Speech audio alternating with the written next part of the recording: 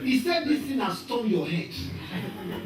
He said this book, he has turned, it's almost turned you mad. Because Paul knows how to reason with them. But Paul will not reason with the Jews. Because they don't need reasoning. He engages them within the context of what he thinks they should know. So, knowing the background, the worldview of the people we are engaging with, it is very, very, very important. But that's why our evangelism is very poor. Because we are evangelizing as if we are back in Nigeria. That's why we make altar call in church. You'll be lucky. Any of the big churches, if anybody comes to the Lord. Because the rate of people coming to the Lord now is almost 0 million in our churches. Unless of God moves. Don't look at me as if I'm saying it wrong. It is true. Yeah? People don't come to the day. You have church, people coming to the church for the first time. There are many. Church transfer. But new believers, as they are just giving their life to the Lord, they are far in between. Right? So you will understand that it's very important, because when we do our evangelism, we still go out and give tracts, tell people and whatever. In a postmodern world, that's why the success rate is so poor. The only people that we can do that to, that they will acknowledge us, will be our own black people who understand the background where we're coming from. You give a jack to a white man, he's supposed to be thinking maybe this is to light cigarette or something, or Bennett, or whatever. So most of the time it's an effort in the futility. Exactly. It's like you are active but you're not productive. And the reason why you're not productive is that you do not understand the context. Before you now engage with them, why are you serving me what I don't want to eat? You didn't ask me that, and you never asked me. I would have told you I'm a vegetarian. Why are you bringing me meat? Do you understand what I'm saying? That's why Alpha have now become, number one, the most successful method of evangelism anywhere in Africa. Will not be successful in Africa. Because do you know why you will not be successful in Africa? Africans will don't dialogue. Dialogue for where? I say it, you receive it, end of story. Don't question. This is a man of God talking. If you want people to receive what you are saying, you need to go and be your own man of God. I am a man of God. This is what the Lord is saying. Take it or leave it or jump out. So that's why such method works for us in Africa. But Alpha's dialogue method cannot, because you see, our people, if you take that to Africa, people will think in Africa that I don't understand it. All the pastors we have, they tell us what to do, we do it. Why are you telling me to dialogue? But Alpha understand that we live in a postmodern world where it is dialogue.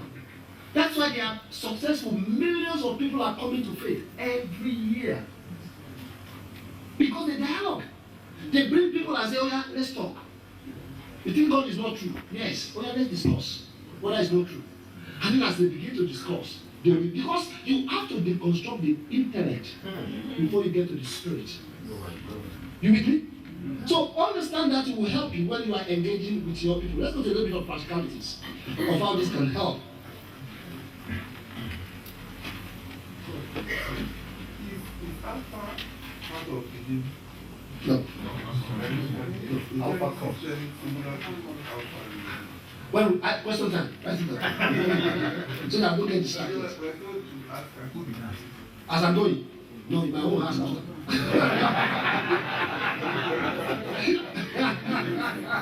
And I'll answer you. I'll try. So these are the question. The kind of question you need to ask is that the starting place to know the people who live there. You must start from a place. Your starting place must be to know the people who live, their hearts, their minds, and their needs. When you enter a new community, what are their hearts? What is their mind? What are their needs? Because the Bible story is all about relationship. Jesus coming into the world. I mean, see, I like Jesus' example. You know why I like Jesus' example? As a true missionary. You know, Jesus could have come as a man-made, formed already, and showed up and said, here I am, I'm Jesus. Now I want to lead all of you to the Father. Follow me. But just look at Jesus' model. He came as what? As a what? A child, a baby. And he came as a learner. Now, Moses giving them the 10 Commandments and all of that. Who was giving the 10 Commandments to Moses? Was it not God? By the Spirit of Jesus? So how can me that gave you the commandment came and come and learn the commandment myself? So what was Jesus demonstrating? Submission, humility, understanding that I'm with you. So he did a 3 years ministry. For 3 years manifestation. But learned it in 30 years. 3 years. That was what his ministry. But it took him 30 years to learn what he already knew. What he himself created. Why? He wants the people, that's why he will tell them, this is what Moses says. But this is what I'm saying. Why was he able to do that? Because they know that we can ascribe authentically that this guy amongst us is actually a rabbi. So people, he just didn't appear somewhere for people to say, here you are. They knew his pedigree. They knew that he lived with them. He humbled himself. He learned with them. I'm sure he schooled with them. He ate with them. He understands. And then Jesus also understands his context. That was why he said, I'm only sent to who? I'm not sent to everybody. And that's why I said to you, you must understand to whom you have been called to. But he made himself, he humbled himself even up to the point of his humility was a great example to many of us. And that's what we should do. When we enter a new community, God wants us to start the church there. We talk about the demography, knowing male, female, is what kind of living association? Is it housing? Is it housing? What do you call it? Associations, or is it flats, council flats, or are they big apartments where you are living? Are they houses? See, the kind of houses and the kind of people that lives there must determine the kind of ministry that you are placing. You see, you can't be living amongst the middle class and you put a ramshackle wall and put some flags and something there and think I'm going to come. It's not going to happen. So knowing your understanding the people that you have been called to is important. Right? And you can't have people who are struggling to pay their income and their benefits. And you have a church that when people come in, they see that this is like a wasted money. You can imagine what will be going through their mind. Because speaking to some of my potential friends, he said to me, I don't understand why you guys dressed up to go to church on Sunday. I said, it's culture. He said, because in our own culture here, we already get suit up Monday to Friday for work. So Saturday and Sunday is for us to what? So he said, so that's why I wear my short and my slippers, and when I come to your church, I see the way they are dressed, and I said, I'm not going again. Yeah? So, and I understood. He said, because this is our English mind. We don't understand why you do that. He said, in the olden days, he said, a church in a poor community where they are working class, so they wear their working class to be a painter, a plumber, a whatever, Monday to Friday.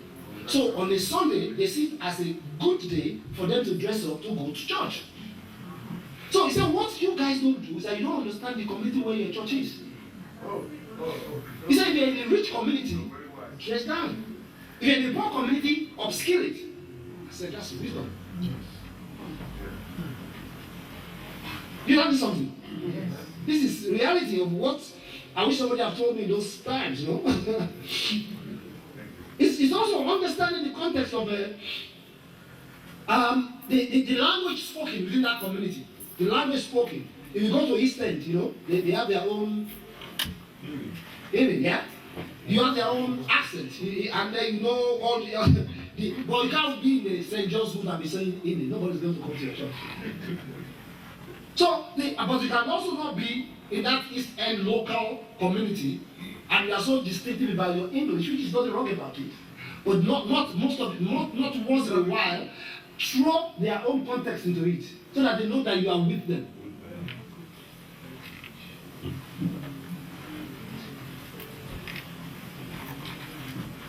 So how do you discover when you get to a place? One of the things you need to do is that you need to listen to your neighbors before you even start a church.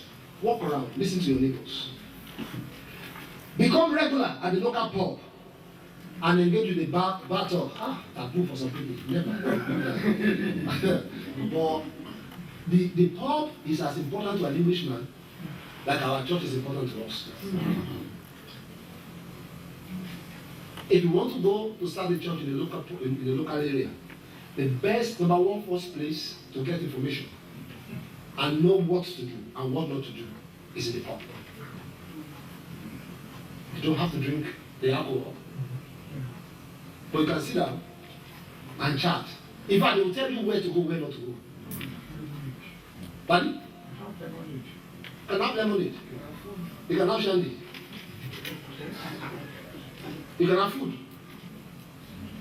But what we say is that you're a regular at the pub. Once you show a black man in the pub, hey mate, what's up? I'm cool. You alright? Sorry. You know, you go there regularly. I'm telling you, this thing works. You go there one time, second time, third time, the man at the bar knows you. So he'll be asking you that, well, what you doing around there? Just a bit of that, bit of everything. I mean, you know, so by the time you becoming friends. So by the time you tell him that you just want to whatever, and you know, it will be like that. You say, oh, thank you, yeah. So the man is the one that's going to tell you the context of that community. Best information you're going to get from that, yeah. You become regular in a bar talk when they say one of my greatest evangelism. What's the problem? No problem, sir. Okay. I'm tweeting. When you are looking at me, one of the greatest evangelism thing you can have, for me, that I've made a mark in my life was when I was in the pub, and I led everyone in the pub to the Lord. Right? It was an amazing thing. I got in there and they were saying, what is this, what are you doing in here, or something like that, you know, because I was somewhere in Somerset, in the middle of nowhere. So I went for a Christian conference, and I thought, here comes it. See, God has a way of blessing you up. I went to a Christian conference, where everybody's supposed to be Christians. So you don't need anybody to lead to the Lord. But it just happened that they booked me in an accommodation that was a pub. An accommodation on top of the pub. So when you enter the pub, the smoke, the everything tells you are in what? A pub. As they're kicking somebody out of the door for being drunk, you know you're in a pub. I said, me, a man of God, in this place full of the Spirit of God. What am I doing in here? But I didn't know that that's where God says, stay here. I was so upset that night when I went to bed because the smoke was just coming in and everything. But in the middle of my upset, I felt the Lord said to me, you are worse like them. So maybe the reason why you are here is that even just to see through the eyes of the grace of God where I brought you from. That might just help you. And I was there. I was going to check out the following day. But I told the lady, I said, I will stay there. So the night before I left, I just came in the afternoon to grab a rest. I just finished my session. And they were drinking and all that sort of thing. They say, oh, so you know, then the bully farmers, you know, they say, oh, more or less saying, black boy, what are you doing around there? So I just laugh. I say, I'm just whatever I say. So they still wondering what you doing. I said, I came to. You don't want to tell them you came from church. You know, said I came to join those guys. So those are laws, they come here every year. You know, they are. What do they do there? They sing here, they are singing. I said, I think they are Christians. So one of them said to me, I've been wanting to tell somebody there is no God. So you one of them? I said, well, I came there. So that means you're a Christian. I said, something like that. So I've been wanting to tell somebody that there's no God in here. I said, yeah, you tell me, and stuff like that. I was just ready to take my key and go. He said, no, I'll buy you a pint if you tell me, if you tell us. So other people are gathering. He said, yeah, tell us. You know the pop thing. You know. So I sat down there. And then they gave me 1,001 reasons why there is no God, why God doesn't exist, why it's just a kabbalah, why Bible was all that. I just sat down there, I was just looking at them. But inside of me, I felt the Lord saying, this is why I ask you to stay in this pub. So they just went on and on. I was drinking the coke. They would top it up. They said it was a pop talk. Everybody was getting excited. Energy was going. So after they flee, they said, what do you have to say? So I said to them, I said, what's the worst thing you've done? I said, a bit of drink, a bit of whatever. I said, is that all? I said, yes. What about you? What have you done? What's the worst thing you've done? That's what you told me. I said, all of you combined together. It's nothing near what I've done. Should I start for you? I won't tell you what I said today, but I told you to. So they just grip themselves that they are. There's level. I said there's level. Let's understand where God brought all of us from. There's level. So when I now twist it, I said, but you know, despite all of that, the amazing thing about God is that it doesn't really count to judge you based on that. That's why it can transform, it can even change you who is so hard-hearted. And bring it. You know, the gospel just came. You don't even need to force it. It just came. So one of them with the point would be, I said, all right, what do we do then? I said, you don't need to do much. I can pray to God to give me the same peace that I have. He will give you right now. You sure, man? I said, I am as sure as the whatever. So he said, then what do we do? So I said, no, leave me alone. Leave me alone. The man is talking about food. All of them attacked him. I said, either you join us or you get me the ball. In 1 second, they all dropped their pints and they bowed their head. As I led all of them to the Lord. I went to my room and cried like a baby. Why? Because you have to work in their context.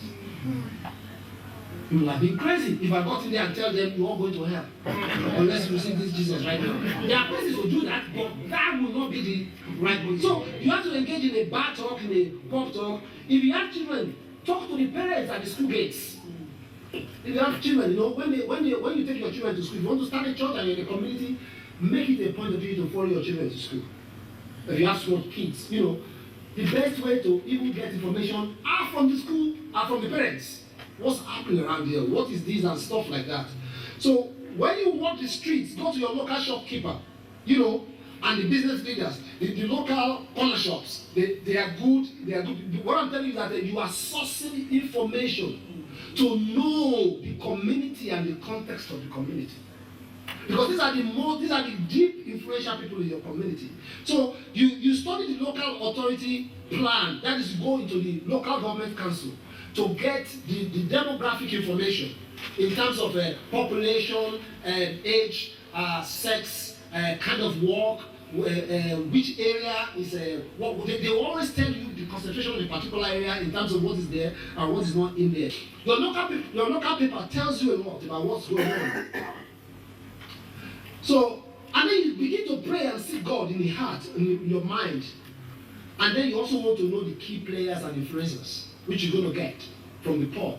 Who are the key players here? Who are the influencers here? And then you also want to start thinking of the available opportunity to connect. What will be the available opportunity for you to connect with them?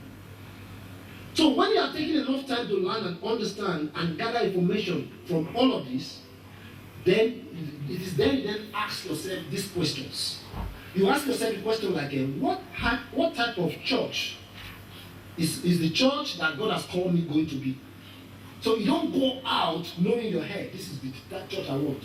The information helps you to now determine what type of church will it be. What type of people group is God calling me to? My own kind of people? The Caucasian, the mixed community, or what kind of people? The rich, the whatever.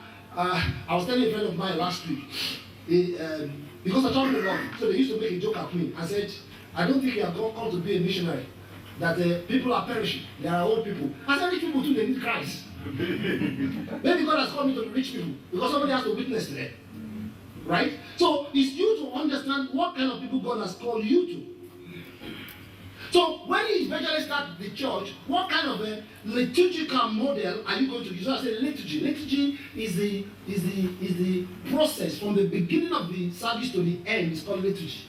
So the style of worship. What kind of style of worship are you going to use? What type of message and what mode are you going to use to communicate? And what type of leadership are you going to have? So the whole background of what you have first of all discovered will help you to determine what type of church are you going to have. You might say, based on what I have here, maybe after you hang around the barman for a little bit of a while, you might tell him that, you know what, every Sunday afternoon, do you mind if I come and have like a bar church in the pub? I know that messes up your brain, but it's okay.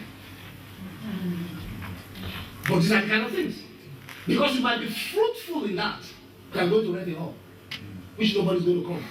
Only you, your wife, and your children. And then you pray, fast, pray, fast.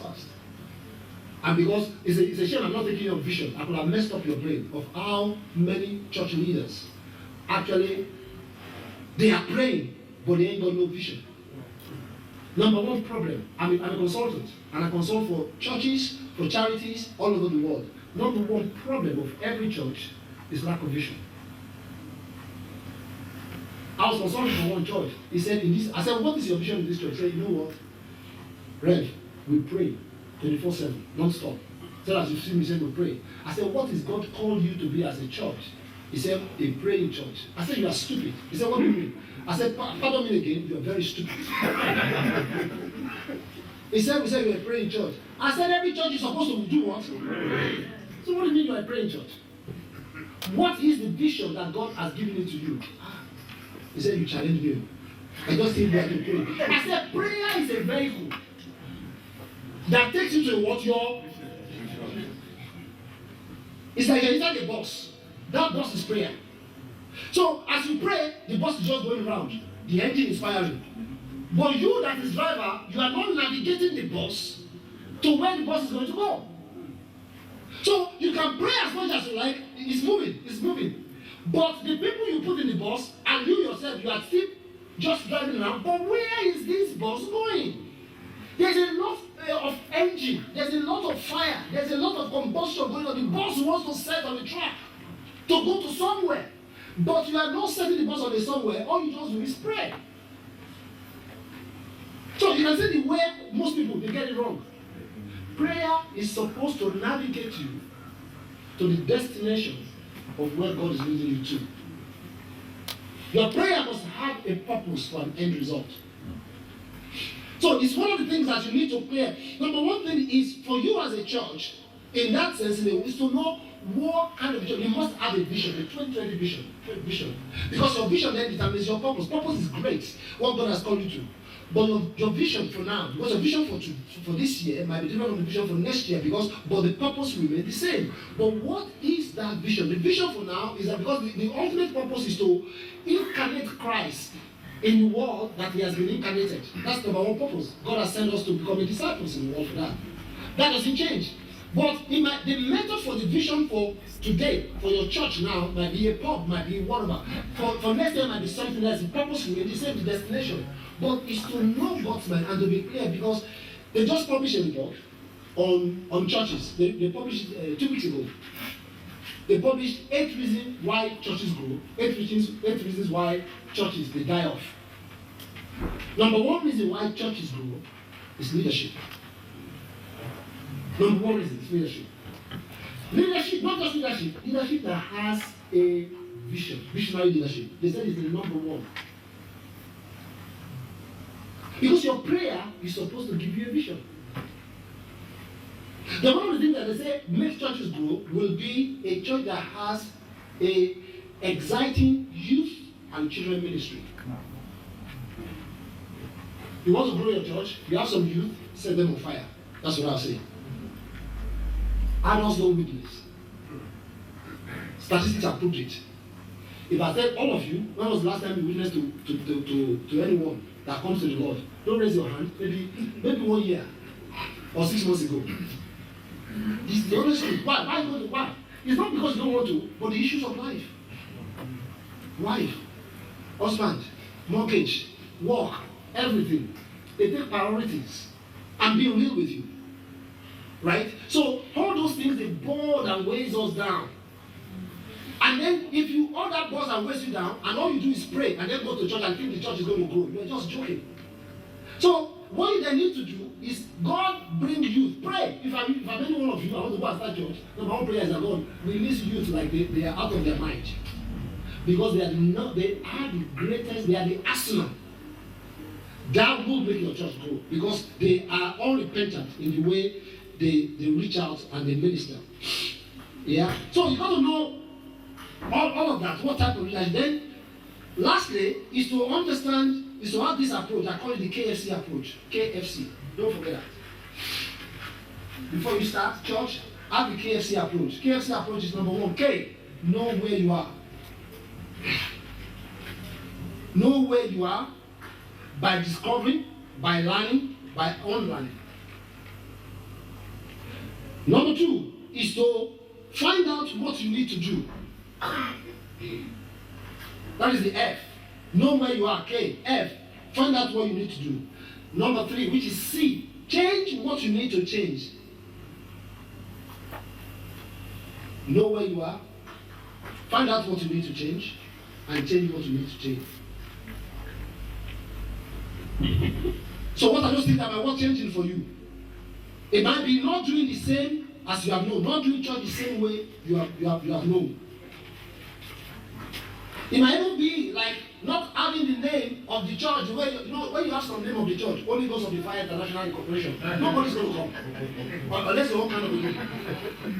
Right? No, some of the names are just ridiculous.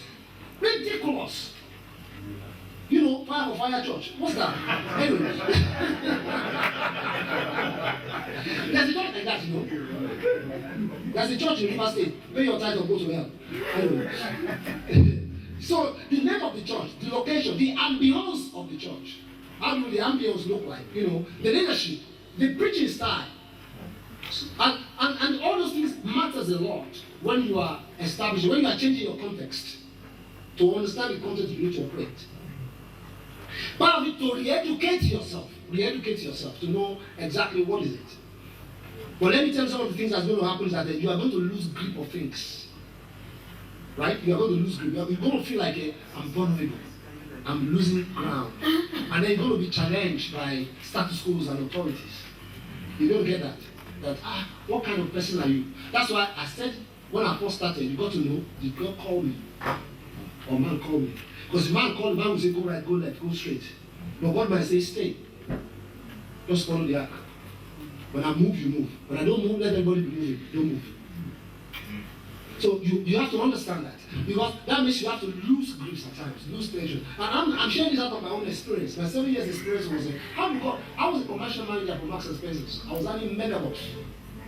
When God said, leave the job, follow the arc. Didn't even know where I was going. I took 65% drop in salary.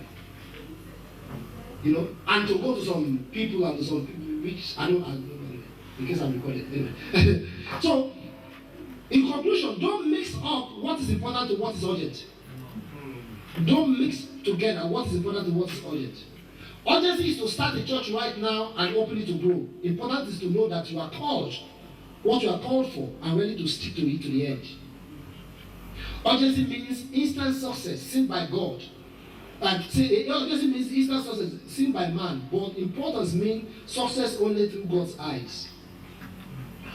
Urgency means program to attract church transfers. Importance means winning new souls to disciple them to grow. Urgency will focus on denomination and promotion, while importance focuses on God and eternity. Finish. Questions?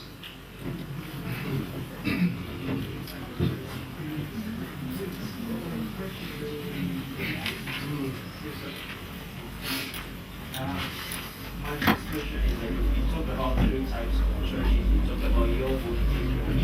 You talked about the locals.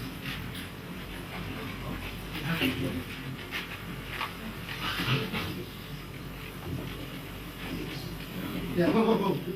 Yeah, you talk about your own people, the locals, and you didn't say what the third one is. I think the third one is mixed, but I just wanted to. You're right. You're in the spirit, brother.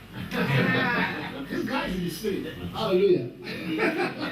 The third type is where many of our churches are at the moment.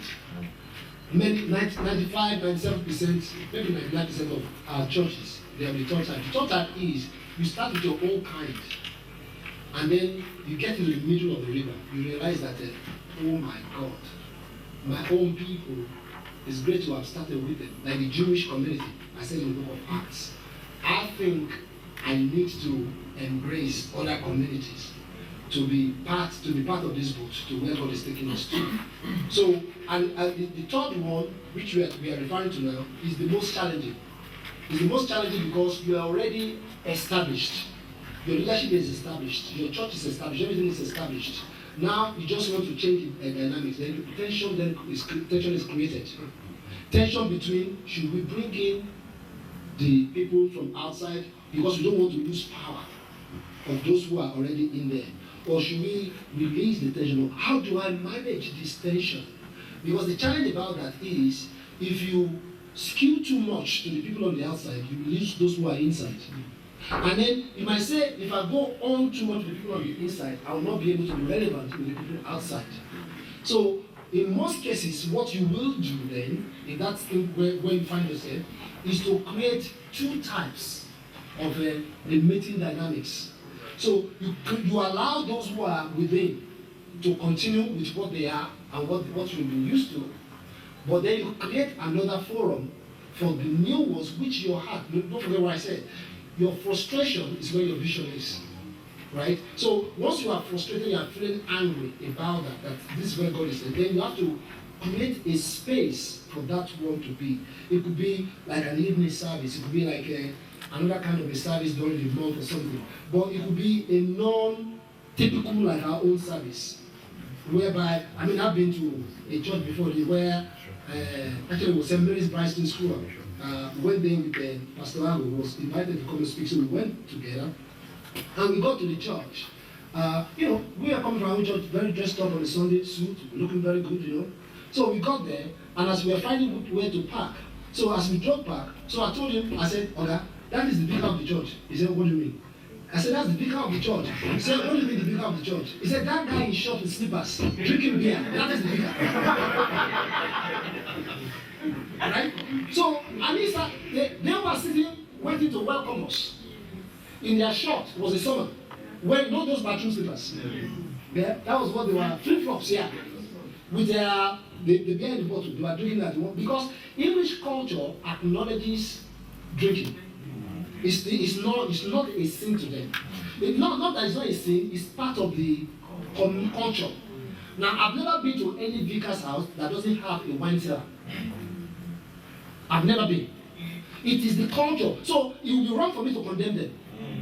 Because it's their culture. I may not be drinking, but that doesn't mean God condemns them because they don't drink to get drunk. They drink for what? Relaxation. Leisure. It's a relaxation. It's like the way you drink water.